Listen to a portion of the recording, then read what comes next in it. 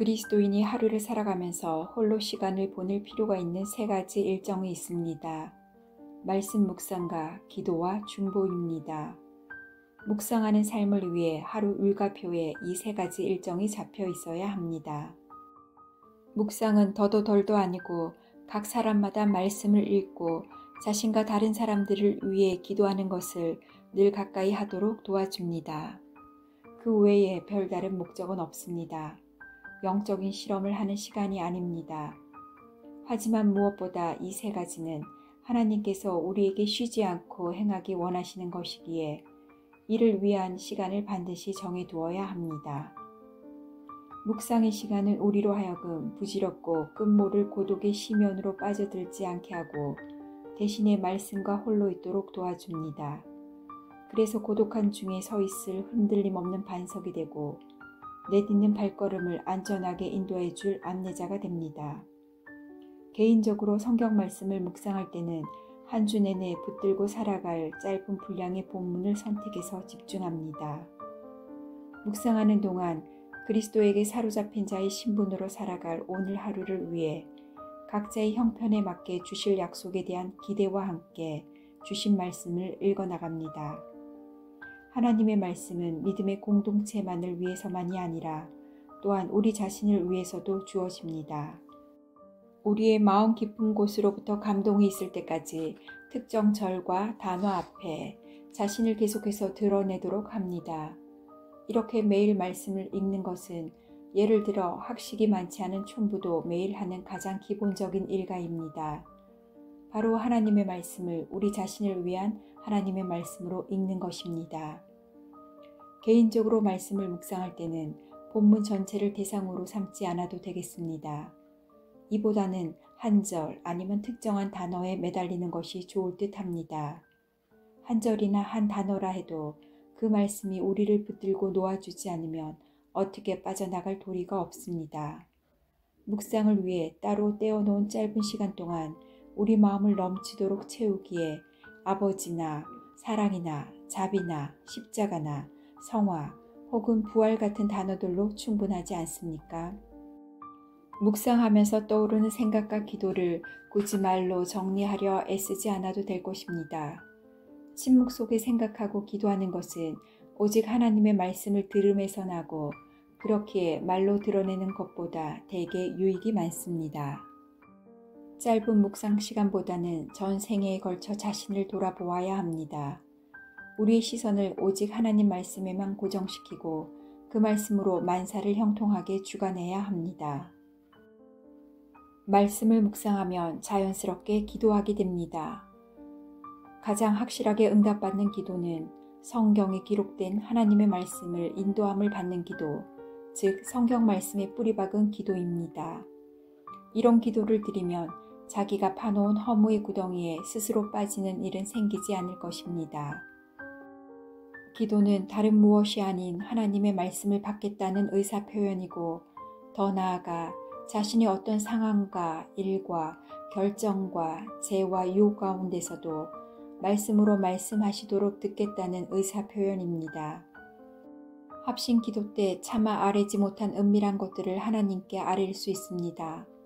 성경에 기록된 말씀을 붙잡고 하나님께서 그날에 우리가 다닐 길에 빛을 비춰 인도하시고 우리를 죄에서 지키시고 우리로 하여금 하나님의 거룩함에 더 가까이 이르도록 기도하고 또한 우리의 맡은 일을 성실함으로 감당할 힘을 주시도록 기도하는 것입니다. 하나님의 말씀과 약속으로부터 나온 기도이기에 하나님의 귀에 들어갈 거라는 확신을 가질 수 있습니다. 하나님의 말씀이 예수 그리스도 안에서 성취되었기에 그 말씀의 반석 위에 세우는 우리의 모든 기도하는 것들이 예수 그리스도 안에서 반드시 성취되고 응답될 것을 확신하는 것입니다. 말씀 아래 우리의 기도가 거하듯이 중보기도 또한 마찬가지입니다. 매일 아침마다 드리는 공동예배 가운데 마련된 중보기도 시간에 우리가 돌아보아야 하거나 어떤 방식으로든 도움의 손길이 필요한 사람들을 모두 떠올리며 기도하는 것이 사실 쉽지는 않습니다. 저마다 중보기도 부탁을 주고받는 특별한 사이가 있고 또 어떤 경로를 통해서 알게 되었든지 기도해 줘야겠다는 마음이 드는 사람들이 있습니다. 무엇보다 중보 기도를 주고받는 사이라면 일상의 삶에서 매일같이 더불어 살아가는 사이가 바람직합니다. 이들과의 중보 관계를 통해 우리는 더불어 살아가는 그리스도의 몸 속에 살아뛰는 맥박 소리를 듣는 경지에 이르게 될 것입니다. 지체들 간의 서로를 위한 중보 기도의 맥박이 뛰는 한 공동체는 살아 움직일 것이고 이 맥박이 끊어지면 죽고 마는 것입니다. 그렇기에 같은 교회 아무개가 아무리 나를 괴롭게 만든다 해도 그를 위해 중보 기도하는 한 그를 정죄하고 증오할 수 없습니다. 떠올리기만 해도 손사래를 치며 진절이 나는 얼굴이 중보 기도를 통해 그리스도가 우리를 위해 친히 죽으신 자의 얼굴로 변해 나갈 것입니다. 이 변화야말로 다른 이들을 위해 중보 기도 드리기 시작하는 자들이 새롭게 눈 떠 발견하는 복입니다. 계속해서 중보 기도에 힘쓰는 한 물리치지 못할 어떤 혐오도 거리감도 분열과 분쟁도 없습니다. 중보 기도는 각 개인과 공동체가 매일 들어가 몸을 깨끗하게 씻을 정결의 욕조입니다. 중보 기도하며 우리는 서로를 붙들고 씨름하게 됩니다. 그러나 이 씨름이야말로 중보 기도의 목적을 이룰 확실한 방편입니다. 어떤 그리스도인도 특히 모든 성도들의 믿음의 형편을 돌보는 어떤 목회자도 중보 기도를 위해 자신의 시간을 희생해야 하는 현실적 사안을 간과해서는 안 됩니다. 제대로 묵상했다면 그 시간이 중보 기도로만 채워졌을 것입니다. 이 모든 관찰들이 하나같이 가리키는 바는 이것으로 중보 기도는 바로 그리스도인 공동체와 그 지체들을 향한 하나님이 주시는 은혜의 선물이라는 사실입니다.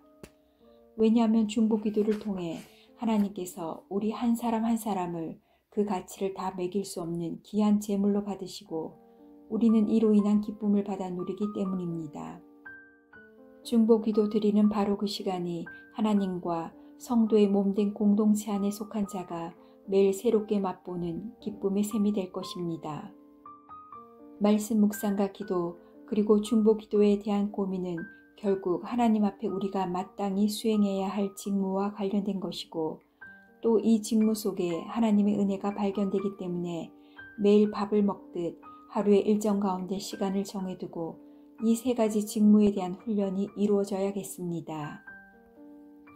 복된 하루를 마친 그리스도인은 세상에서 홀로 떨어져 있는 동안 누린 복과 함께 공동체로 돌아오지만 또한 공동체가 주는 복을 새로이 받게 됩니다. 공동체가 주는 힘으로 홀로 거하는 자는 복됩니다. 하지만 공동체에 더불어 사는 각각의 사람들에게 찾아와 주시는 하나님 말씀만이 오직 공동체와 그 속한 자들에게 힘을 줍니다.